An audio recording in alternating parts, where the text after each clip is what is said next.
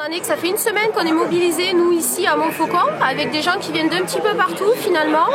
Des gens qui viennent du groupe de Gramma, qui viennent du groupe de Gourdon, qui viennent du groupe de Figeac, voilà, parce que nous, ici, finalement, tout se passe bien.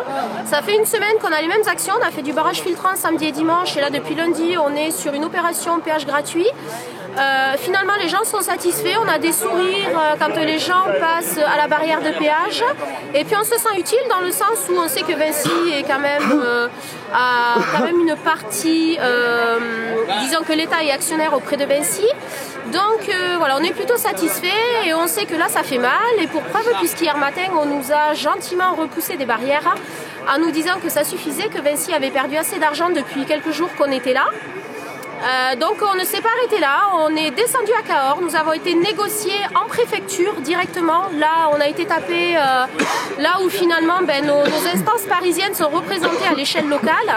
Donc on a été tapé à Cahors, nous avons discuté là-bas et effectivement nous avons obtenu gain de cause puisque ce matin nous sommes là pour recommencer de nouveau l'opération péage gratuit.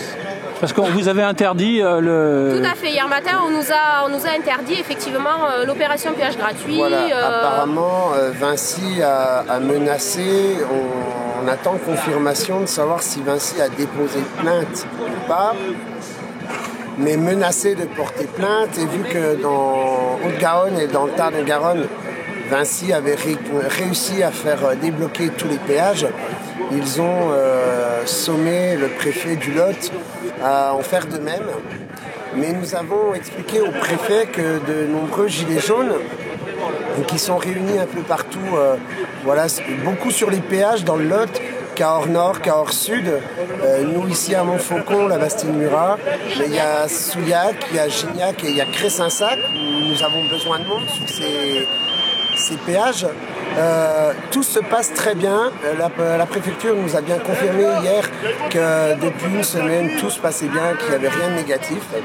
Donc en fait on a négocié pour récupérer ces actions-là, car beaucoup de gilets jaunes avaient peur que ça parte en débordement.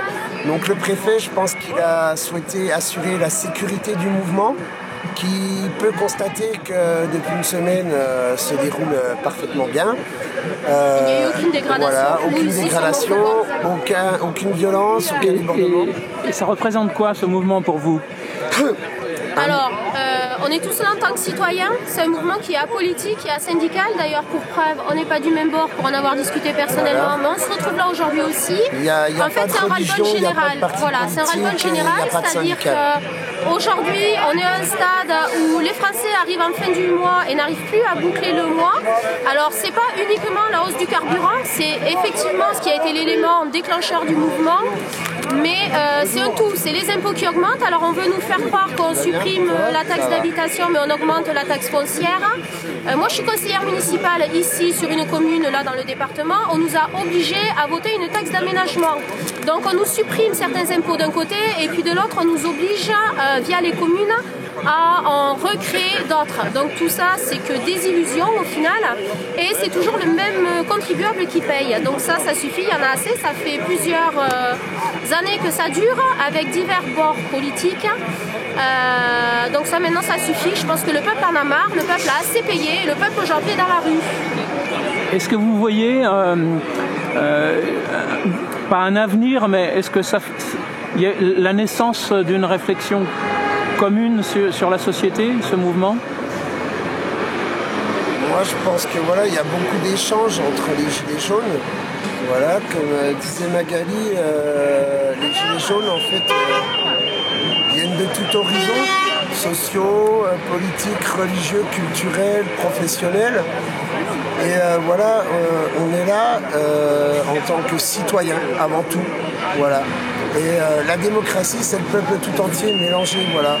Et ici, peu importe nos opinions politiques, religieuses, on pense tous la même chose actuellement, c'est que le peuple croule sous les taxes, le peuple ne peut plus vivre, les classes moyennes qui travaillent, voilà, le 15 du mois sont à sec, certains retraités sont obligés de continuer à travailler pour pouvoir manger.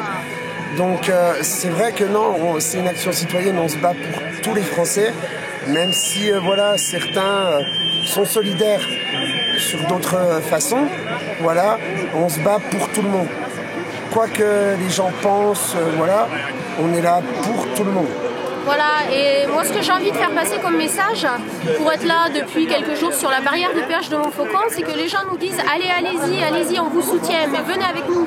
Venez, si vous avez un quart d'heure, 1 heure, 2 heures, 3 heures, peu importe, que vous soyez retraité, que vous soyez actif, que vous soyez sans emploi, venez discuter, trouvons des idées ensemble et allons au bout de ce mouvement.